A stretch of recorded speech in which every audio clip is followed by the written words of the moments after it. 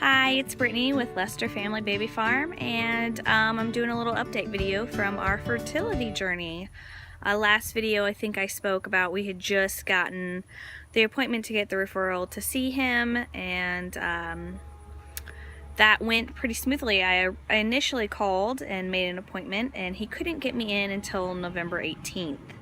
And I made that appointment, went ahead and accepted it, and a few days later decided to see if they actually had any cancellations, to see if I could get in any time earlier.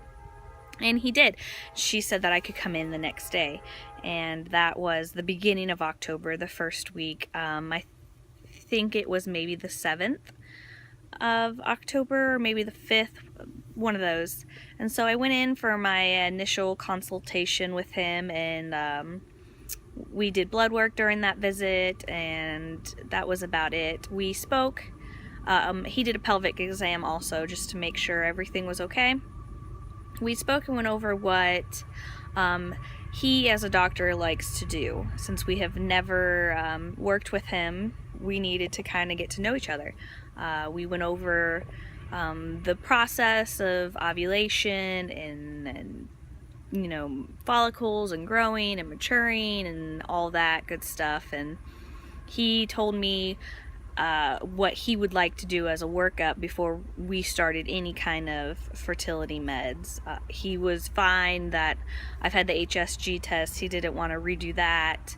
He did introduce a few new tests. He wanted to do the Lupron test, and that would have been, it's a shot, and then you come back 24 hours for, they do blood work, do the shot, and then come back 24 hours later and do blood work again. And I was okay with that, and he also suggested that we do a sonohistogram, or like the saline infused sonogram, which I've never had, and he wanted to do also a uterine biopsy along with that procedure. And I okayed that also.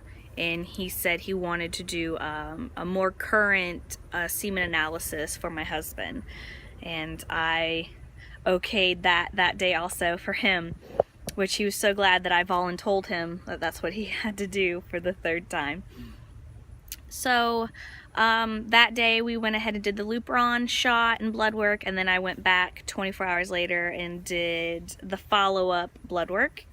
And I had the follow-up day, we also did an ultrasound, just kind of a baseline to see what everything looked like and if there was any cysts or any abnormalities at that point. I don't know what came of the blood work, and I won't know for a little bit while, and I'll get into that later, but the ultrasound didn't show anything. It showed normal anatomy, which is perfect, and no cysts, which I'm really happy, because we've been told before that I have PCOS, or polycystic ovarian syndrome, and one of the side effects or characteristics of that is cysts on your ovaries. And so I thought for sure if you have PCOS you have to have cysts on your ovaries, and so was very pleasantly surprised to find out there was none. I made an appointment for the SIS, saline infused sonogram and biopsy, and we had that appointment on October 20th. That day we went in early in the morning, and my husband had to accompany because of all the medication he gives you to relax through the procedure. He needed to drive home, and we went ahead and did the semen analysis test that day also. So it was, you know, kind of a one-stop shop that day for us. The procedure itself wasn't bad, but then again, I can't say if it would be, because I was medicated, which was, at first I was, you know, questioning why, but I'm glad that I was, because the procedure was pleasant. I wasn't uncomfortable. It wasn't painful. It just, the meds put me at ease. He gave me like Demerol and Valium, and everything was just small doses, and Phenigrin, and I ended up needing an extra dose of that because I did start to get nauseous on the table. But the procedure maybe lasted 10, 15 minutes, 20 minutes tops, if that. And at that time he did the ultrasound first, And he did numb the cervix too, which was a surprise because when I had the HSG test, they didn't.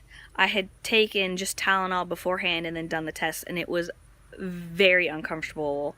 I did cry. It was not pleasant. And this, I was perfectly fine.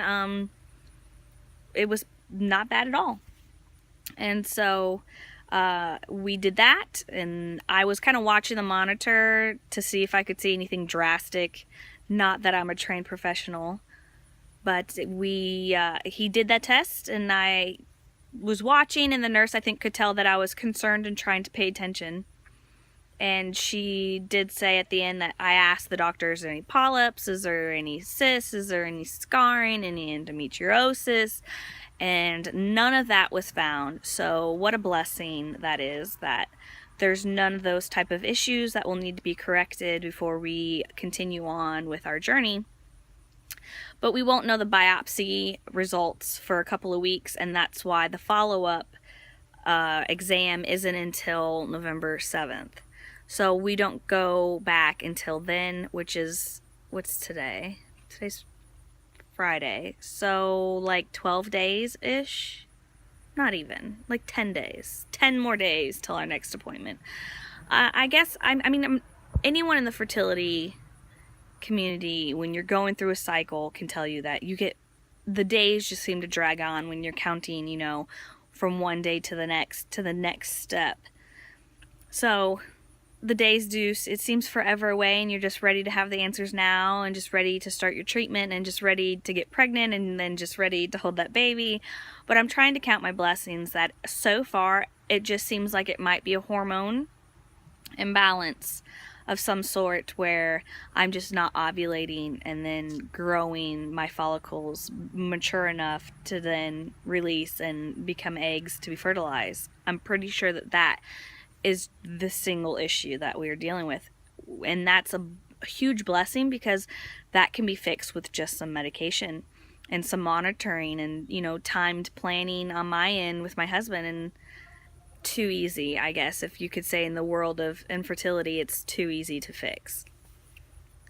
We won't know exactly until after that appointment, but I'm pretty sure that is what he's going to say then. I wanted to blog and be very, I guess, include this whole journey in this process in our videos, and I kind of shut down, I guess, after the initial appointment, and it seemed so long until our next appointment. The anxiety of the whole process kind of took over. And my thing when I'm super stressed or super anxious is to kind of shut down and put on, your brave face and just march through it and then deal with the emotional aftermath later. And I don't want to do that this time. I've done that with some of my other pregnancies to get through them, and I don't want to. So I'm going to be more diligent with vlogging.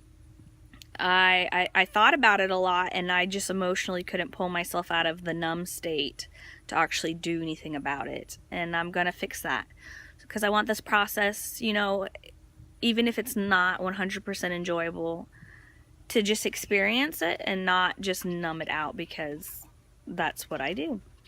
So I'm wonder if anyone else can sympathize or say, or have experienced that with this infertility. Even though we have 4 children, I think the feeling of being infertile never changes when you are infertile every single time. And that initial few years of trying before we ever have children, that feeling comes back every time.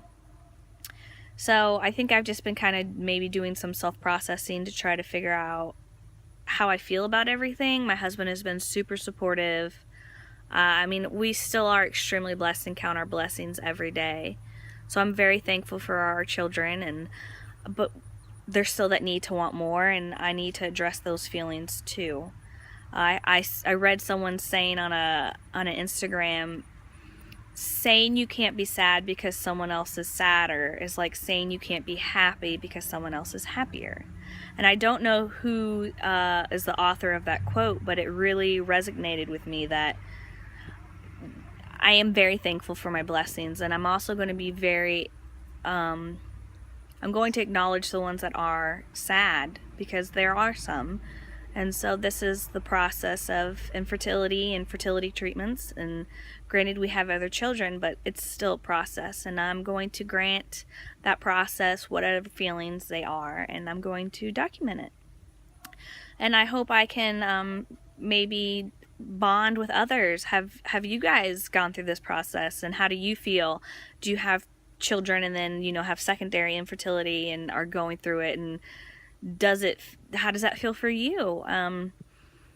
So yeah, just comment below and be sure to subscribe to our channel and like our video if you enjoyed this video. And this is a journey, and we're not going to be pregnant in the blink of an eye, and I'm okay with that, and I'm going to have to come to terms with that, and God's timing and the universe timing always seems to work out better than mine, and I'm going to trust the process.